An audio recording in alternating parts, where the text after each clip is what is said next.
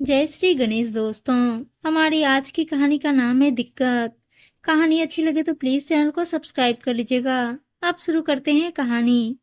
Mummy जी, मैं आपको रोज रोज यूँ डॉक्टर के पास लेकर नहीं जा सकता हूँ। आप समझदार हो, अपना ध्यान खुद रखना चाहिए था ना। हम दोनों कामकाजी हैं, कितनी छुट्टियां ले सकते हैं ऑफिस से। मनोज ने जोर से अपनी माँ विमला जी से कहा, जो कि बीमार थी। विमला जी कुछ प्रत्युत्तर नहीं दे पाई। उनकी आंखों में आंसू थे और आंखों के आगे पुरानी यादों का चलचित्र चलने लगा था। वो याद करने लगी कैसे उनके बेटे मनोज ने उनसे मिन्नतें की थी कि माँ, मनीष अभी सिर्फ 6 माह का है, आपको हमारे साथ आना ही होगा। इतनी छोटी उम्र में उसको डे केयर में छोड़ना भी सही नहीं रहेगा।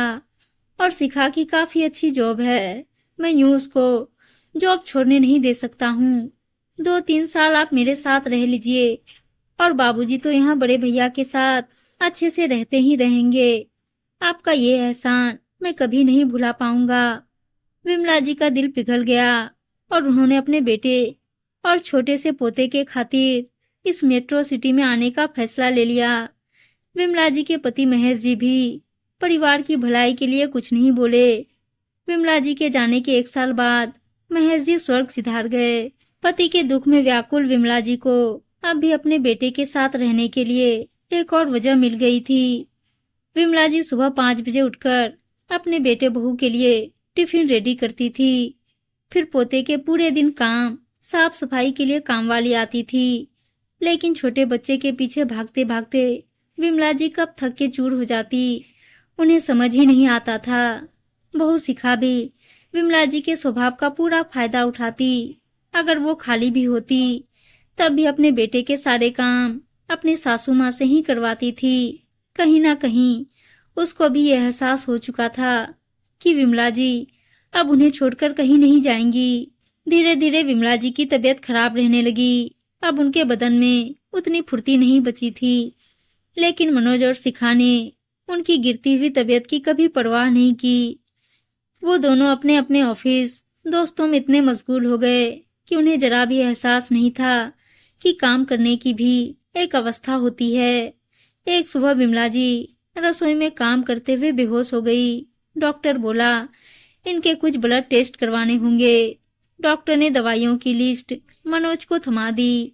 अब तो अक्सर विमला जी बीमार होती और मनोज और शिखा छुट्टी कौन लेगा कहकर लड़ने लगते थे। बच्चे के लिए एक नौकरानी रखी गई। दवाइयों का खर्चा और नई नौकरानी का, बस इसी खर्चे को उठाते हुए मनोज अक्सर अपनी माँ पर गुस्सा होता रहता था। करीब 1 महीने के इलाज के बाद विमला जी फिर से चलने फिरने लगी थी। उन्होंने मनोज से कहा, बेटा, मेरी टिकट करवा दो। मैं तुम्हारे साथ और नहीं रह सकती हूँ। मैं अपने पति के घर में रहना चाहती हूँ। मैं तो तुम्हारी मदद करने आई थी और बखूबी की भी। लेकिन मेरी मदद के समय तुम्हें इतनी दिक्कत हुई। मैंने सबक लिया है कि मदद उसकी ही करें जो इसके लायक हो। मनोज नीची निगाहों से देख रहा था। उसके पास बोलने को कुछ नहीं था।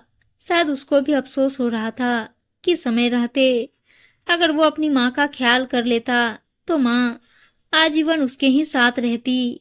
लेकिन अब देर हो चुकी थी। उम्मीद है दोस्तों कहानी अच्छी लगी होगी, और अच्छी अच्छी कहानियां सुनने के लिए चैनल को सब्सक्राइब और वीडियो को लाइक शेयर जरूर कर दीजिएगा। धन्यवाद दोस्तों।